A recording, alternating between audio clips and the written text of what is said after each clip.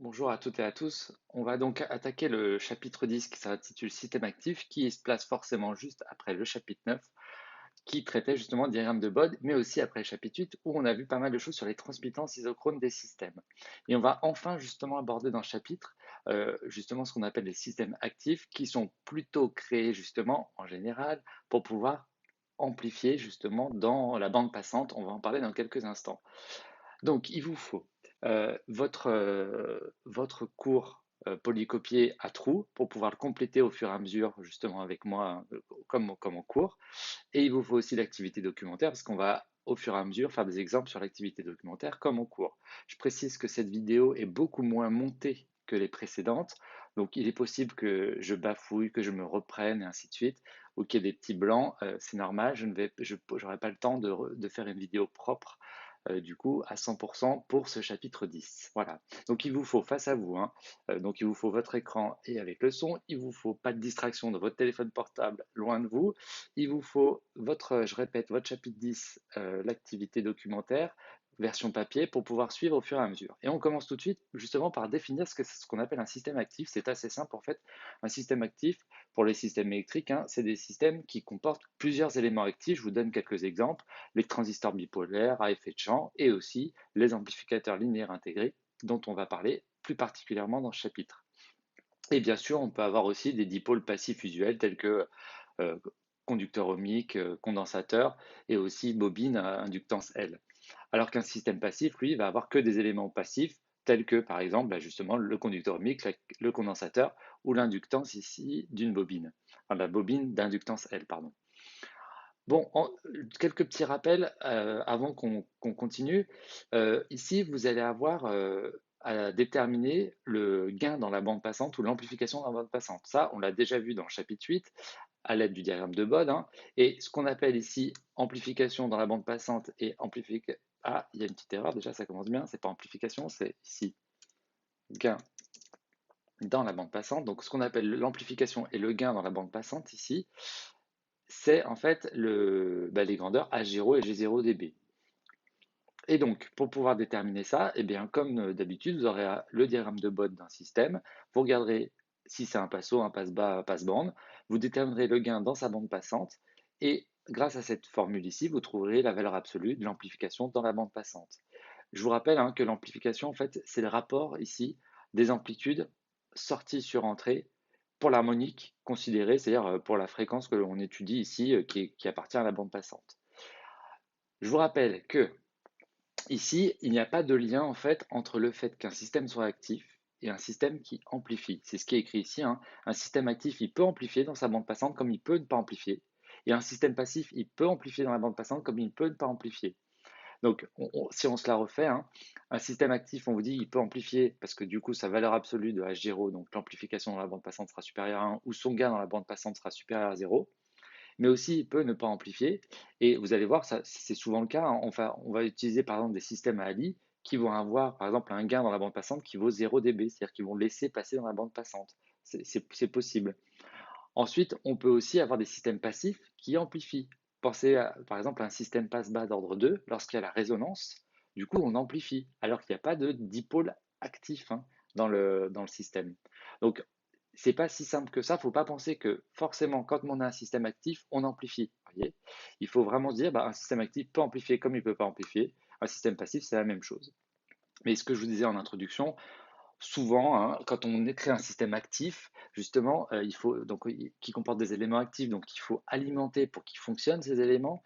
Le but, c'est quand même d'amplifier, hein, vu qu'on consomme de l'énergie par rapport à un système passif. On se dit, bah, cette consommation d'énergie, elle est là pour pouvoir justement amplifier, par exemple, les harmoniques qui sont contenues dans la bande passante du système. Bon, on verra ça plus tard. Ensuite, il faudra faire très attention dans l'ensemble du chapitre ici, de toujours bien avoir en tête, si on étudie un système qui amplifie, le système amplificateur, donc le système actif, ou en fait le système qui amplifie. Je ne sais pas si vous avez saisi, donc je la refais. En fait, il faudra bien faire attention si on étudie un système amplificateur qui contient par exemple un amplificateur linéaire intégré, des dipôles RLC, ou juste en fait l'amplificateur linéaire intégré lui-même, c'est-à-dire l'élément actif ici. Vous allez voir hein, que dans le chapitre, on bascule souvent de l'un à l'autre, j'essaierai d'être clair tout au long. Et on va tout de suite passer à l'activité documentaire. On vous disait pour les diagrammes de Bode, hein, pour des systèmes suivants, on propose plusieurs diagrammes de Bode, pardon, entourer ceux qui correspondent à des systèmes ayant H0 supérieur à 1. Si H0 est supérieur à 1, c'est-à-dire que le gain dans la bande passante ici il est positif, hein, je vous rappelle, et bien du coup positif ou nul, non, positif tout court, j'étais en train de réfléchir à autre chose. Donc je la refais, les diagrammes de Bode ici, on vous en propose plusieurs. Il faut entourer en fait ceux qui ont un G0dB, un gain dans la bande passante strictement supérieur à 0. Voilà.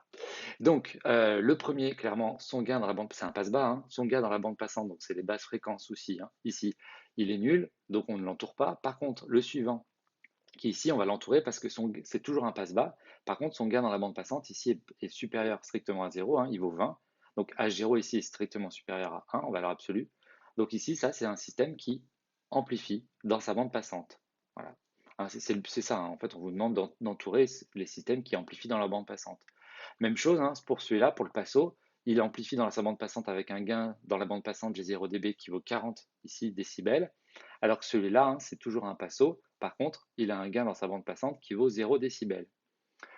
Ensuite, pour celui-ci, alors là, c'est une bonne question. Qu'est-ce qu'on fait de celui-là? Parce que celui-là, on le reconnaît, c'est un passe-bas.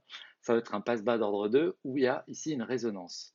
Donc ce passe-bas d'ordre 2, techniquement, c'est un passe-bas. Donc le gain dans sa bande passante, on pourrait le lire ici. Donc si on le considère comme un passe-bas ici et qu'on l'exploite comme un passe-bas, bah, son gain dans la bande passante, c'est 0 dB. J'ai 0 dB, c'est 0 dB. Donc du coup, ici, je ne l'entoure pas, il n'amplifie pas dans sa bande passante. Mais si on exploite uniquement cette partie-là du graphe, on pourrait imaginer que du coup, c'est un passe-bande et du coup que son gain dans la bande passante, c'est 20.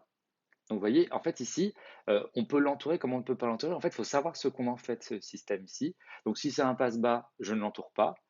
Comme le graphe est vraiment représenté pour montrer que c'est un passe-bas ici, vous voyez, on a les basses fréquences, les hautes fréquences. Je considère que du coup, c'est un passe-bas d'ordre 2 qui est utilisé en passe-bas. Donc, je me suis dit, voilà, on ne va pas l'entourer. Mais effectivement, si on vous ne montrait que cette partie-là, en fait, ici, on aurait du coup un passe-bande et on l'entourait parce que son gain dans la bande passante, c'est 20 décibels. Ensuite, ici, on a un passe-bande. Son gain dans la bande passante, c'est 0 décibels. Donc, on ne l'entoure pas. Et enfin, ici, on a un passe-bande à nouveau qui a pour gain dans sa bande passante un peu plus de 20, soit 26, 28, quelque chose comme ça. Du coup, celui-là, on l'entoure parce qu'il amplifie. Autre question qu'on vous posait, est-ce que les systèmes qu'on vous propose sont des systèmes passifs ou actifs? Donc là, il faut juste repérer s'il y a un élément actif. Donc clairement, celui-là, c'est un système passif parce qu'il n'y a que des éléments. Ici, le système, hein, je vous rappelle, on ne prend pas en compte le générateur qui est là, hein. Le système, c'est uniquement hein, ce qui est ici. Après le générateur, il est là juste pour créer un signal d'entrée. Donc le système qui est ici, il est passif, il est composé que de dipôles passifs. Ce système aussi ici, hein, on les reconnaît, hein, ils sont passifs. Par contre, celui-là et celui-là, justement, ils sont actifs. Pourquoi? Parce qu'ils contiennent cet élément ici qu'on n'a jamais vu encore ensemble, qui est justement un ALI, c'est-à-dire un amplificateur linéaire intégré. Donc ce symbole-là, hein, dans un système électrique, dans un circuit électrique, c'est celui d'un ALI qui est du coup un système actif, enfin qui est un quadripôle actif, et du coup le système qui est ici est actif. Même chose pour celui-là. Maintenant qu'on a vu ce petit point sur actif-passif, on va passer à des généralités autour des amplificateurs. Donc, vous allez voir, on va reprendre ce qu'on a vu dans le chapitre 8 et chapitre 9 pour pouvoir redéfinir ce qu'on appelle le gain du système, le gain en puissance. Ça, on l'a vu dans le chapitre 5. On est parti. Donc déjà, je vous rappelle hein, la notation générale ici. On a un système ici qui est à quadripôle. Hein. On a 2 bornes en entrée, 2 bornes en sortie. On a le signal d'entrée et le signal de sortie, le courant d'entrée IE et le courant de sortie. On remarque du coup, on est bien en convention ici récepteur au point de vue de l'entrée. Hein, ici, par contre, on est en convention générateur au point de vue sortie. Hein, je parle du système. Et ici, du coup, j'ai mis hein, du coup, les noms des différentes grandeurs. Maintenant, je vous rappelle que la puissance électrique instantanée, ben, c'est la multiplication ici de E fois I. Donc, c'est le signal d'entrée fois le courant d'entrée. Et c'est bien la puissance instantanée reçue par le système, ici, vu qu'on est en convention récepteur. Alors que ici, si vous faites S fois IS, c'est la puissance instantanée de sortie, mais c'est la puissance fournie par le système, vu qu'ici, on est en convention générateur. Voilà pour ça. Donc ça, c'est des puissances instantanées, mais je vous rappelle que puissance instantanée, ça n'a pas beaucoup d'intérêt pour nous, hein. Nous, on va plutôt parler de puissance moyenne à chaque fois, ou ce qu'on appelle la puissance active. Maintenant, c'est le signal d'entrée c'est le signal d'entrée donc qui rentre dans cet système amplificateur est du coup un signal sinusoïdal alternatif, c'est-à-dire qu'en fait on envoie un harmonique. Et bien en fait, on va reprendre les notations du chapitre précédent où le signal d'entrée, je vais l'écrire E cosinus oméga t, le signal de sortie UM cosinus oméga t plus phi, où E et UM sont les amplitudes d'entrée et de sortie respectivement, oméga 2 pi fois la fréquence de l'harmonique, donc du signal sinusoïdal alternatif qu'on envoie en entrée, et phi c'est la phase à l'origine ici du signal de sortie. Et donc en notation complexe, ça donne quelque chose comme ça que je ne lis pas, hein, c'est à vous de voir. Enfin, vous devez en souvenir. Maintenant, je vous rappelle que, en fait, on avait créé cette grandeur transmittance qui était S sur E en complexe, hein, H de J oméga, la transmittance était S sur E. Et bien, son module, en fait, ça correspond au rapport des amplitudes, UM sur E. Et bien, en fait, ce module, que j'ai toujours appelé module de la transmittance, en fait, on lui donne un nom, c'est ce qu'on appelle l'amplification en tension du système. Par contre, attention, c'est l'amplification en tension pour la pulsation oméga étudiée, c'est-à-dire pour la fréquence de l'harmonique étudiée. C'est-à-dire que cette valeur, elle n'est pas constante. Ça se trouve, si c'est un filtre, il se peut que le rapport UM sur E change en fonction de la fréquence qu'on envoie à l'entrée du système. Et du coup, on va appeler donc, ce rapport UM sur E amplification en tension. Ouais. À ne pas confondre avec l'amplification en tension dans la bande passante, parce que l'amplification en tension dans la bande passante, on la note H0. Et en fait, c'est vraiment pour les fréquences des harmoniques qui sont dans la bande passante. Voyez. Ensuite, je vous rappelle qu'il est sans unité. Et hop, en même temps, il n'y a rien. Le gain en décibels, je vous rappelle sa définition, c'était 20 log du module de la transmittance. Et donc, on retrouve 20 log de UM sur E. Donc, nous, hein, on va beaucoup l'utiliser. 20 log de UM sur E ici, c'est le gain en tension. Et du coup, qu'on définit en décibels. Et je vous ai remis ici que si pour une pulsation donnée, j'insiste là-dessus, l'amplification en tension elle est supérieure à U1, ça veut dire tout simplement que UM sur E, hein, c'est supérieur à 1, c'est-à-dire qu'en fait, tout simplement, l'amplitude en sortie est plus grande que l'amplitude en entrée. Et bien du coup, le gain du système pour cette fréquence, cette pulsation est supérieur à 0, strictement, et du coup, le système est amplificateur en tension. Alors même chose si c'est négatif ou pour le gain est inférieur à 1 pour l'amplification en tension, le système est atténuateur. Et si l'amplification en tension elle est égale à 1, c'est-à-dire que UM c'est la même chose que E en fait, hein, du coup le gain est nul ici pour cette pulsation et du coup on dit que le système est passeur en tension pour cette pulsation, pour cette fréquence. Bon, rien de très nouveau hein, par rapport à ce qu'on a vu. Vraiment, ce qui change, c'est le terme amplification en tension. Il faut juste faire attention à le module de H. En fait, c'est l'amplification en tension ici. Et vous remarquerez que j'insiste beaucoup sur le terme amplification en tension. Là-dessus, j'avais beaucoup moins insisté précédemment. Pourquoi? Parce que justement aussi, on peut définir une amplification et un gain, non pas en tension, mais en puissance moyenne, en puissance active ici. Eh bien, cette amplification en puissance, je vais l'appeler AP, c'est à peu près ce qu'on avait écrit dans le chapitre 5, hein, à quelques notations près. Ça va être la puissance de sortie sur la puissance d'entrée. Par contre, faites attention, ici, c'est plus les puissances instantanées, hein, c'est les puissances moyennes de sortie, la puissance moyenne d'entrée, hein, ici, ou aussi on dit puissance active. Et le gain en puissance, du coup, ça va être 10 log de AP. Et donc ici, ça sera 10 log de PS sur PE. Et du coup, on retrouve en fait le même raisonnement pour une pulsation donnée. Si l'amplification en puissance elle est strictement supérieure à 1, c'est-à-dire que la puissance en moyenne en sortie de l'harmonique qu'on étudie, par exemple, elle est plus grande que en entrée, eh bien forcément on a amplifié en puissance ici. Et du coup, le gain en puissance est strictement supérieur à 0. Bon, je ne refais pas tout le reste, hein, vous avez compris le principe. Et pour ceux qui se posent la question, mais est-ce que du coup les deux sont identiques? Eh bien, pas tout à fait. Si vous reprenez en fait ce qu'on avait fait dans le chapitre 8, il faut qu'il y ait une question de résistance justement d'entrée et de sortie qui doivent être équivalentes. Je ne refais pas cette partie-là du cours, mais du coup, il y a vraiment donc deux gains ici dont il faut connaître les expressions, le gain en puissance, le gain en tension ici.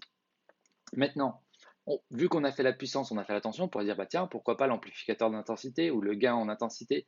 Bah, comme vous le savez, la puissance, la tension et l'intensité sont reliées. Donc en fait, comme on a défini pour la tension et pour la tension pardon, et la puissance, on n'est pas obligé du coup de définir ici un gain en intensité. En fait, le gain en puissance suffit. C'est ce que j'ai écrit ici, hein, je vais rapidement. Ensuite, une dernière chose de façon générale autour des amplificateurs, en fait, il faut savoir qu'un système qui amplifie. Donc, par exemple, là, je parle d'un ALI, par exemple, un amplificateur linéaire intégré. Vous savez, le composant qu'on a vu tout à l'heure dans l'activité documentaire, pour qu'il fonctionne et qu'il amplifie, eh bien, il faut justement lui fournir une alimentation. Donc, en fait, c'est pas miraculeux, c'est-à-dire qu'on n'a pas une puissance en sortie qui est plus grande que la puissance en entrée. C'est vraiment c'est qu'on observe qu'un aspect ici de l'amplification. Il ne faut pas oublier que pour qu'on amplifie, justement, on a une puissance qui arrive de l'alimentation de cet amplificateur linéaire intégré. Donc en fait, on va définir ce qu'on appelle le rendement de l'amplificateur ici. Un rendement en physique, c'est toujours le même principe, c'est ce que le système fournit, donc ce qui va nous intéresser nous, hein, à l'extérieur du système.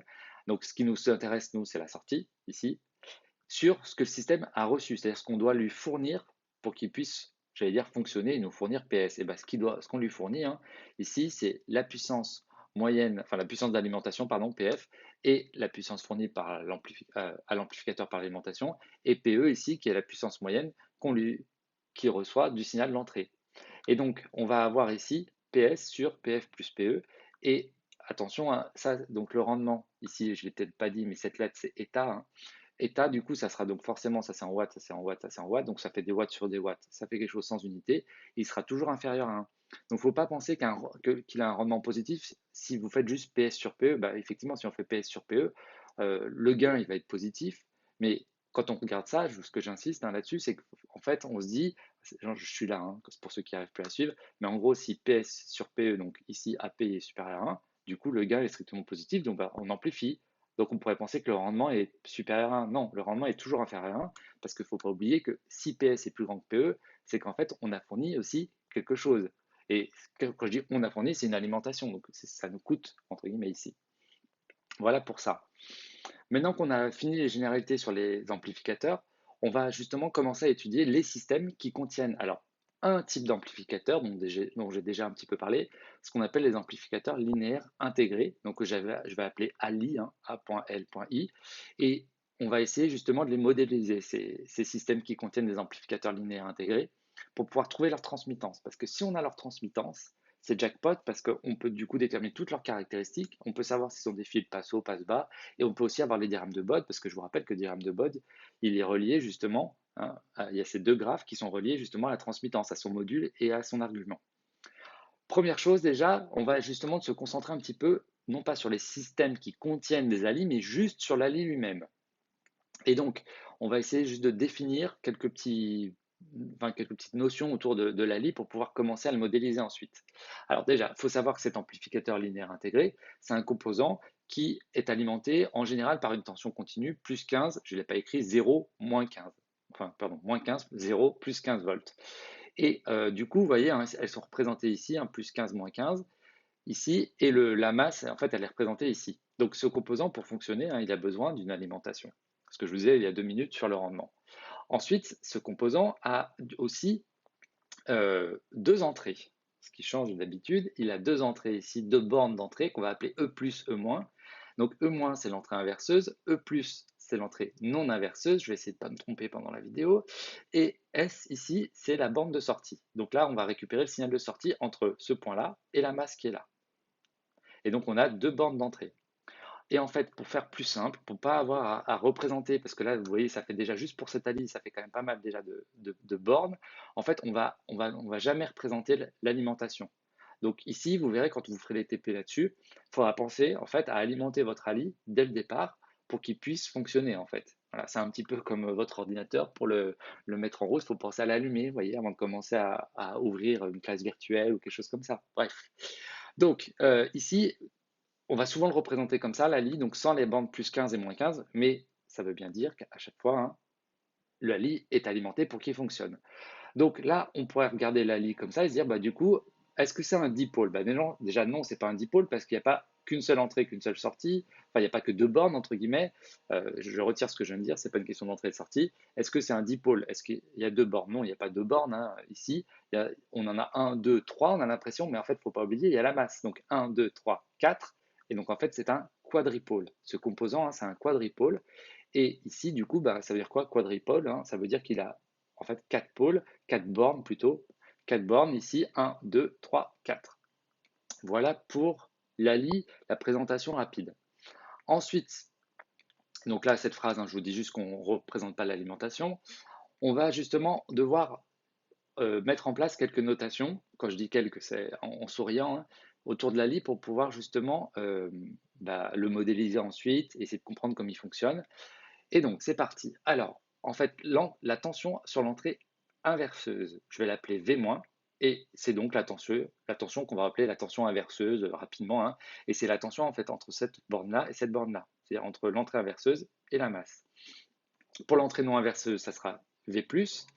La différence de tension V+, moins V-, c'est ce qu'on appelle la tension différentielle de l'entrée, et vous verrez que quand on étudiera que ce système-là, comme là actuellement d'ailleurs, en fait la tension d'entrée c'est epsilon, justement c'est la tension différentielle de l'entrée.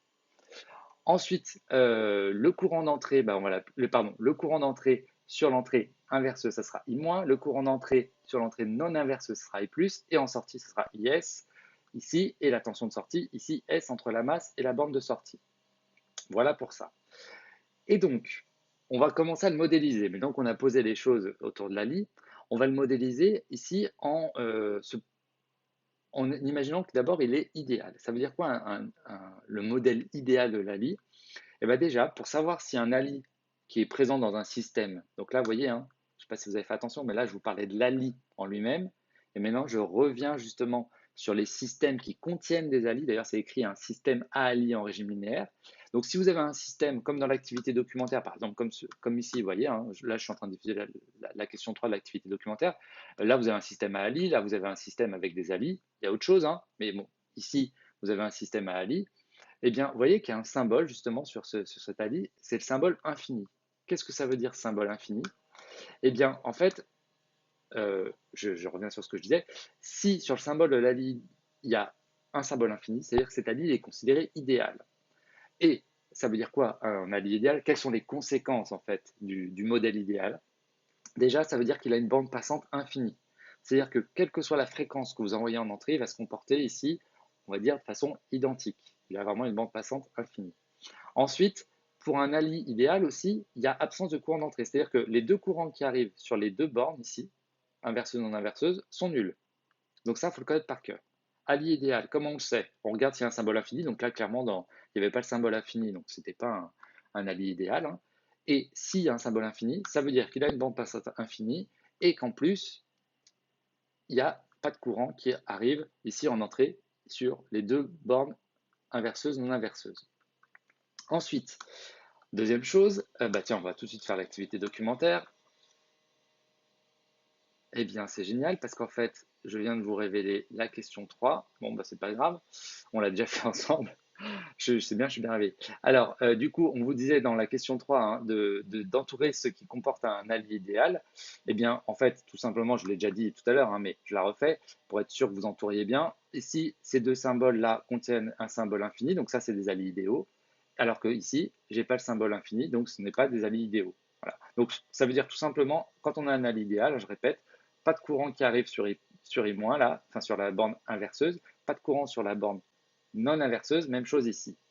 Voilà pour l'activité documentaire autour de cet ali idéal.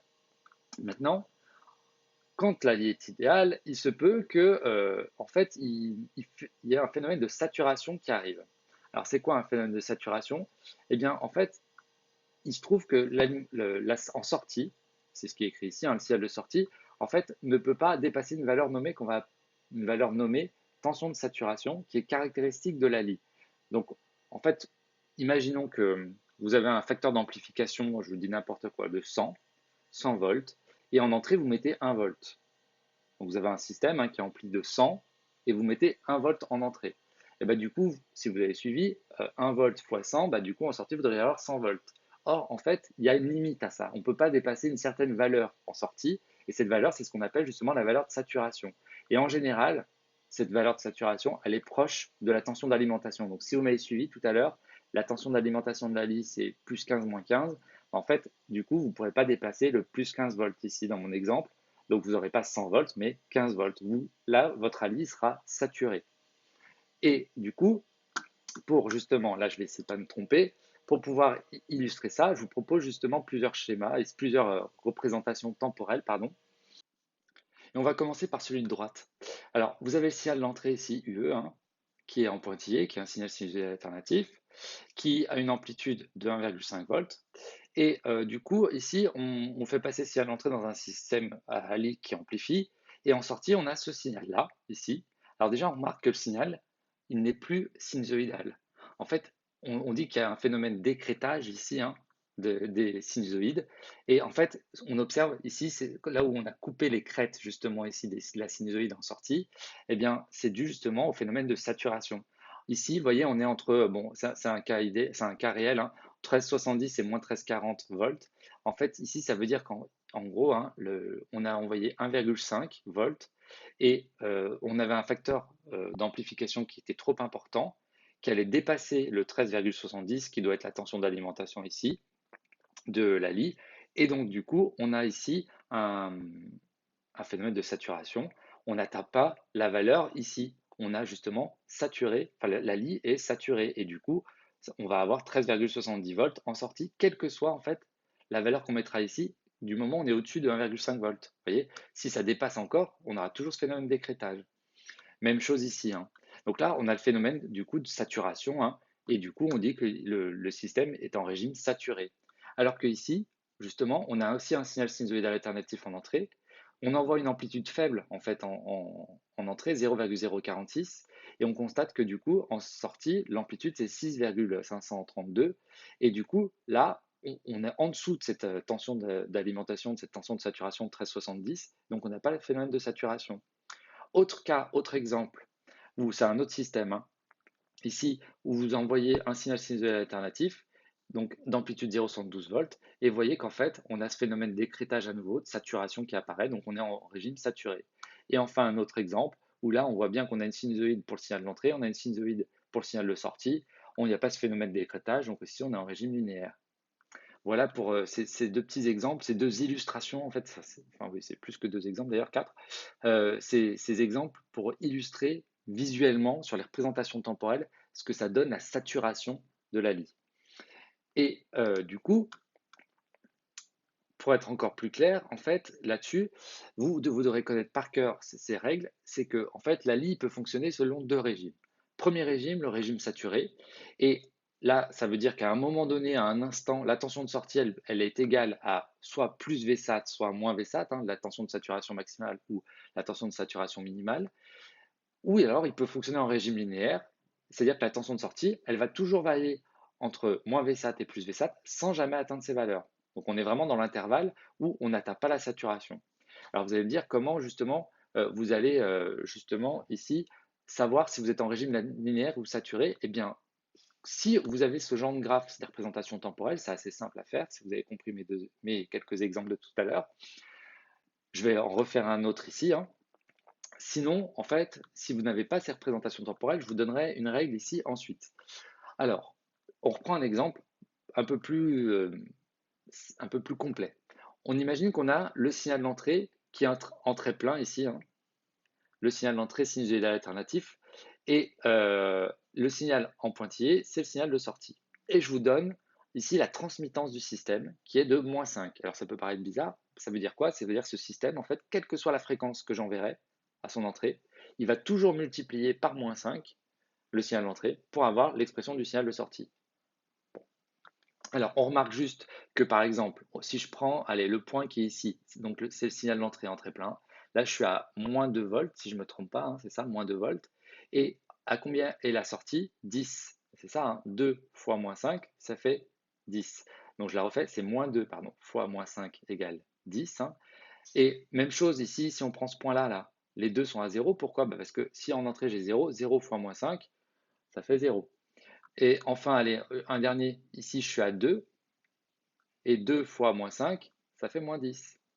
Bon, ici on constate qu'on est en régime linéaire. Pourquoi? Parce que si vous regardez, j'ai fait exprès de me placer au maximum et au minimum du signal d'entrée, et en fait, aux valeurs maximales et minimales, on constate que en fait, les valeurs du coup ici, donc un minimal correspond maximal en sortie, on est en dessous de la tension de saturation, ici 10, hein, c'est en dessous de 15 volts. Et même chose ici, j'étais à -10, donc je suis bien au-dessus de -15 volts. Donc là, je suis dans l'intervalle où je peux être en régime linéaire. Maintenant, il se peut justement que si maintenant je ne suis plus à 2 volts, pardon, là j'ai dit à -2 volts en valeur minimale tout à l'heure, décidément j'ai du mal avec le moins, je vais passer à -4 volts ici. Si je passe à -4 volts, -4 fois -5, ça fait du coup 20, et je ne vais pas pouvoir atteindre les 20. Pourquoi? Parce qu'ici, la lie va saturer à 15 volts. Donc du coup, hein, je ne vais pas atteindre 20 volts, mais 15. Même chose ici. je suis à 4 volts, donc 4 fois -5, je ne vais pas atteindre -20, je vais saturer à -15. Donc là, on voit le phénomène de saturation, d'écrêtage. Ce que je vous dire, hein, c'est ce qui est écrit ici. Et enfin, qu'est-ce que j'allais vous dire? Oui, une dernière chose, en fait, un petit truc, nous, on va souvent fonctionner en régime linéaire. Pourquoi? Parce que, en fait, quand on envoie un signal d'entrée sinusoïdal alternatif, nous, jusqu'à présent, on voulait un signal en sortie sinusoïdal alternatif pour pouvoir appliquer les règles qu'on connaît. Donc être en régime linéaire. D'ailleurs, à chaque fois, on a étudié, nous, jusqu'à présent, des systèmes linéaires, hein, je vous rappelle, c'est-à-dire que le principe de superposition et de proportionnalité peuvent s'appliquer à ces systèmes. Ici, en fait, le régime saturé, il va du coup moins nous intéresser, on va essayer de l'éviter, on va essayer de le contourner, mais ça peut être quand même intéressant, c'est ce que j'ai écrit ici, c'est si vous réfléchissez, le spectre de ce signal d'entrée, ici, il contient qu'une seule raie. Une seule raie qui est à la fréquence du signal, ici qu'on pourrait calculer, hein, et donc il faudrait faire 1 sur 10 millisecondes, et qui a pour amplitude, hein, la hauteur de la raie, 4 volts. En sortie, est-ce que ce signal-là, il a qu'une seule raie? Ben non, parce que justement, le motif ici n'est plus sinusoïdal. En fait, on a un motif qui est un peu plus complexe et on pourrait même d'ailleurs, si on forçait encore un petit peu là en entrée, hein, en imaginons, on met une amplitude pas à 4 mais à 10, en fait, on va avoir un phénomène d'écrêtage de plus en plus important et on va presque avoir justement un signal carré ici. Et si on a un signal carré, bah, je vous dis ça pourquoi? Parce que vous devez vous souvenir que dans un signal carré, il y a une infinité d'harmoniques. Donc on pourrait passer d'un signal d'entrée qui a un seul harmonique à un signal d'entrée qui contient une infinité d'harmoniques. Et justement, ça veut dire que pour une fois, on voit un système qui nous permet d'enrichir le spectre du signal. Vous voyez, jusqu'à présent, nous, on a soit eu un spectre identique entre l'entrée et la sortie, où on a atténué certaines harmoniques, ou on les a coupées, si vous voulez, mais on n'a jamais fait apparaître des harmoniques. Et là, ça pourrait être, justement, on peut exploiter la saturation pour pouvoir faire apparaître des harmoniques. Bon, tout ça pour vous dire, comment vous allez pouvoir savoir si on ne vous donne pas ce genre de représentation temporelle, ça sera le cas, vous verrez dans les exercices, comment vous pouvez savoir si vous êtes en régime linéaire ou en saturé. Si vous êtes en régime saturé, vous ne pourrez pas faire grand-chose au point de vue théorie, par contre en régime linéaire, vous pourrez appliquer les règles habituelles. Et bah du coup, c'est assez simple, il va falloir savoir s'il y a un bouclage entre l'entrée inverseuse et la sortie. S'il y a un bouclage entre l'entrée inverseuse et la sortie, et bah du coup, le fonctionnement linéaire du système qui contient un avis est a priori possible. C'est-à-dire qu'en fait, on va pouvoir fonctionner en régime linéaire. Alors, ça ne veut pas dire qu'on le saura, mais c'est possible. Et ensuite, s'il y a un bouclage entre non inverseuse et la sortie, c'est impossible. Et s'il n'y a aucun bouclage, c'est aussi impossible. Donc en fait, la seule façon de voir, c'est est-ce qu'il y a un fil entre l'entrée inverseuse et la sortie. S'il y a un fil entre l'entrée inverseuse et la sortie, hein, c'est-à-dire si je reprends le schéma, c'est-à-dire entre ici et ici, s'il y a un fil, avec éventuellement un dipôle ou deux ou trois, mais en gros une connexion entre cette bande-là et cette bande-là, on va pouvoir imaginer, enfin on peut supposer que le système peut fonctionner en régime linéaire. Donc souvent, on vous posera la question, est-ce qu'il peut fonctionner en régime linéaire? Et après on vous dira, bon, bah, on suppose qu'il fonctionne en régime linéaire. C'est-à-dire qu'on essaie de contourner la saturation. Voilà, j'espère avoir été clair là-dessus. Et on va juste faire quelques exemples, justement. On vous dit pour les systèmes suivants, entourer ceux qui ne peuvent pas fonctionner en régime linéaire. Donc ici, ce système-là, il y a un bouclage entre la sortie et l'entrée inverseuse, il peut fonctionner en régime linéaire. Ici, même chose, il y a un bouclage ici entre l'entrée inverseuse et la sortie, il peut fonctionner en régime linéaire. Celui-là aussi, tac, tac, tac. Par contre, ce système avec un allié idéal, ici on retrouve les symboles infinis partout, hein, ils sont tous idéaux. Ben là, il n'y a pas de bouclage, il n'y a pas de fil entre l'entrée inverseuse et la sortie, donc il ne peut pas fonctionner en régime linéaire. Lui, c'est sûr qu'il fonctionnera qu'en régime saturé. Voilà. Par contre, ces trois-là, ils peuvent fonctionner en régime linéaire si on fait attention à envoyer une amplitude en entrée qui est suffisamment faible pour éviter en sortie d'atteindre cette valeur maximale. Voilà. Ensuite, ça c'était pour la saturation de la lie. Maintenant qu'on a vu ça, en fait, pour les exercices, on va justement souvent avoir besoin de ces on va souvent être dans le cadre, pardon, de ces deux hypothèses. À savoir que la lie est idéale, souvenez-vous, hein, ça veut dire qu'il y a le symbole infini dessus, et qu'en plus, on est en régime linéaire, c'est-à-dire qu'il y a un bouclage entre l'entrée inverseuse et la sortie, et qu'on contourne le problème de saturation, hein, enfin qu'on évite le problème de saturation en faisant attention à l'amplitude qu'on envoie en entrée. Et bien, quand on est dans ce cas-là, c'est-à-dire en régime linéaire et avec un allié idéal, On le savait déjà, mais I plus c'est égal à I moins, ça vaut 0 ampère. Ça, c'est parce que la lie est idéale. Et en plus, le fait d'être en régime linéaire, la tension du coup sur l'entrée non inverseuse est égale à la tension sur l'entrée inverseuse. Et vous allez voir qu'avec ces propriétés-là, en fait, on va pouvoir justement déterminer la transmittance d'un système ici avec un Ali idéal. Et c'est ce qu'on va faire tout de suite. Je regarde juste 2 minutes si j'oublie rien sur la... Ça vient après, d'accord. Donc, c'est parti. On va déterminer cette transmittance d'un système à l'idéal. Donc, vous allez voir qu'en fait, tous les systèmes qu'on va étudier dans les exercices pourront tous se fondre dans ce moule-là. C'est-à-dire un Ali idéal avec la borne non inverseuse branchée à la masse, la borne inverseuse ici qui est connectée au point A, et avec ici donc le signal d'entrée, le signal de sortie, le courant d'entrée IE, une impédance. Alors faites attention ici, hein, faites bien attention à ça. Ici, ce n'est pas une résistance, hein, ce n'est pas un conducteur ohmique, c'est une impédance.